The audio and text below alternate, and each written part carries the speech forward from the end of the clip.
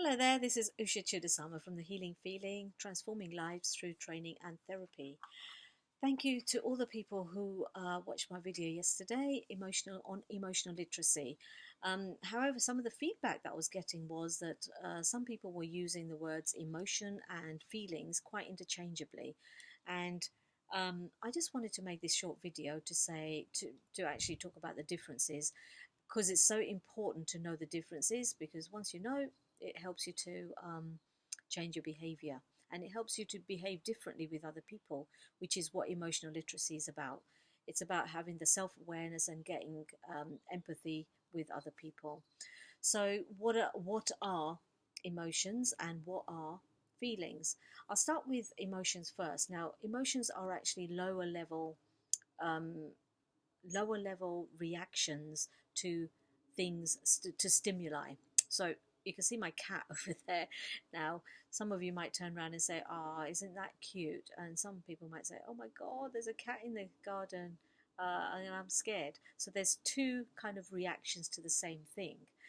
Those kind of things might have a bodily reaction for you. Now, obviously, I love cats, so mine will be very much like I'd go really gooey inside. I'd have a feeling in my stomach, and that feeling is the emotion. Now, that emotion is um, is kind of triggered from the kind of lower levels of the brain, which has the fight mechanism. And obviously, she's not a threat to me, so I don't have that bodily reaction.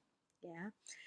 Whereas some people who are scared of cats might sort of turn around and have that bodily reaction. They might go, and literally, it'll be it from their body. And that is what emotions are. So, emotions are actually they're kind of coded in our genes, and every individual is different, so everyone will react differently to their emotions. Now, uh, the feelings.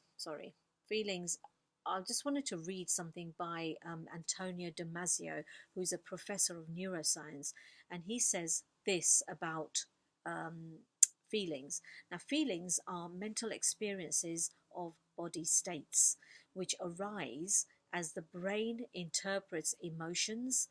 Now, themselves are physical states arising from the body's responses to external stimuli. The order of such event is: I am threatened, I experience fear, or I feel horror. So that is the fight, flight, freeze mechanism. But feelings, like he says, are basically subjective. So people who feel like my cat, she's gone now, but feel not scared, or gooey, or feel love for the cat, those are subjective feelings. It's because I've always grown up with cats, so therefore I love my cat. But those people who haven't, or have had a bad experience about cats, will have a different feeling about the cat.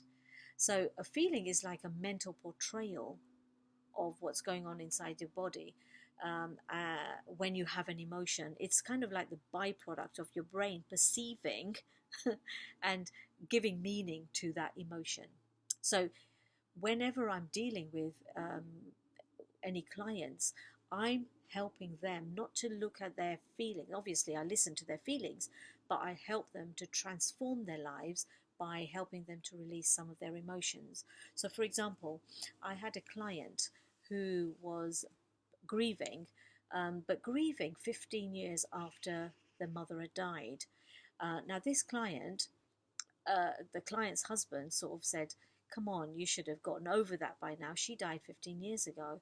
But what she was holding on to was an emotion, an emotional reaction to her mother's death, whereas the husband was talking about a feeling that it was a subjective feeling based on his experiences, on what he thinks should be the right thing to do for her. So for her, she felt very angry because he negated how she felt, and she felt that nobody understood her.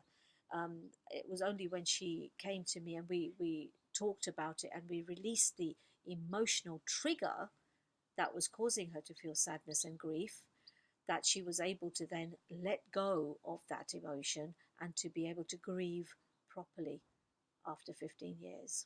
So, knowing the differences between feelings and emotions are very important when it comes to emotional literacy. And I'll be talking more about that over the coming weeks. So if you want to know more or have any questions, specific questions about today's video or anything else that you'd like to know about, please either comment below or drop me a line and I will come back to you. Thank you. Bye bye for now.